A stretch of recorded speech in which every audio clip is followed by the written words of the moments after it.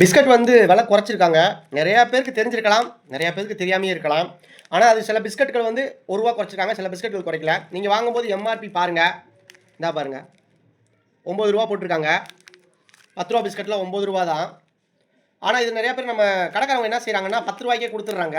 அவங்களும் வந்து வாங்கிட்டு வந்துடுறாங்க. நானும் அதே மாரி தான் வாங்கிட்டு வந்துட்டேன். வாங்கிட்டு வந்த அப்புறம் தான் யோசிச்சேன் ரூ. 9 தான் போட்டிருக்கு பிஸ்கட் அப்படின்னு. இதில 5, 6 பிஸ்கட் வாங்கும்போது நம்மளுக்கு எவ்வளோ ஆகுதுன்னா ரூ. 6 இதாகுது. காசு வந்து எல்லாருக்கும் ஒரு முக்கியமானது தானே. ஏன்னா ரேட்டு குறைச்சா அதனால நீங்க வந்து கடைகள்ல போம்போது பார்த்து வாங்குங்க. ரேட்டு கம்மியா இருந்தா அத சொல்லி வாங்குங்க. ஏன்னா, சில பேர் வந்து அப்படியே அது ரூ. 10க்கே சேல்ஸ் பண்ணிறாங்க. எல்லா கடைக்காரங்களையும் சொல்லல. சில கடைக்காரங்க அப்படி பண்ணிறாங்க. ஆனா எல்லா பிஸ்கட்டுக்குமே இல்ல. அதுல எம்ஆர்பி பாருங்க. ரூ. 9 போட்டிருக்கு. ரூ. 9 கேளுங்க. இது ஒரு சற்று சில பேர் தெரியாதவங்களுக்கு வந்து தெரிஞ்சுக்கலாம். சில பேருக்கு வந்து ரூ. 1 கூட பெரியதா இருக்கலாம். சில பேருக்கு இல்லாம இருக்கலாம். அவங்க கூட என்னடா இது ரூ. 1 போட்டுருக்காங்கன்னு. ஆனா, எந்த ஒரு பொருளின் மதிப்போ, அதோட மேக்ஸிமம் ரீட்டெயில் பிரைஸோ அதுக்கு தான் விக்கணும். அதான் ரூல்ஸு. கண்டிப்பா அதுக்கு தகுந்த மாரி பார்த்து வாங்கிக்கோங்க. இந்த சில பிஸ்கட்ஸ் சொன்னேன்ல, இங்க பாருங்க இந்த பிஸ்கட்லாம் வந்து எம்ஆர்பி ரூ. 10. இதுல வந்து நம்ம சண்டை போட்டுட்டு இருக்க முடியாது. நாங்க ரூ. 9 எல்லா பிஸ்கட்டுன்னு. அதனால பார்த்து வாங்கிக்கோங்க.